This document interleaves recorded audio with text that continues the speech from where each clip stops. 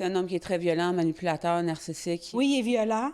Puis des fois, il vient nous rechercher avec la lune de miel. Nancy et Stéphanie ont eu le malheur de fréquenter Jonathan Blanchet, un multirécidiviste en matière de violence conjugale. Il avait écopé en 2021 notamment de 42 mois de prison pour avoir battu à plusieurs reprises Mme Boucher au cours d'une relation toxique qui a duré 4 ans. Ces deux femmes ont survécu aux coups violents de Jonathan Blanchet, mais pas Gaby Renault, sa nouvelle conjointe de 43 ans. En après-midi, Blanchet a été accusé de meurtre au premier degré. Je suis extrêmement triste parce que j'ai été en contact, moi, avec cette fille-là.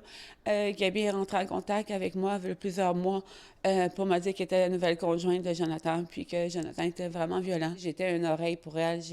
J'essayais de la guider, mais elle n'était pas prête. Nous nous sommes rendus dans l'édifice où vivait Gaby Renault. C'est derrière cette porte, samedi vers 18 h, que les services d'urgence l'ont retrouvée morte au sol dans le salon de son appartement de la rue Jean-Paul Riopelle à Saint-Jérôme. Elle aurait été assassinée il y a 3 semaines, soit le 7 septembre, selon l'acte d'accusation. Une odeur nauséabonde émanait de l'appartement, selon des voisins. Ça faisait déjà un bon 2 semaines qu'on l'avait pas vue, puis on la voyait au moins une fois ou deux par semaine minimum. Ma sœur, qui est ma coloc, elle a entendu hurler.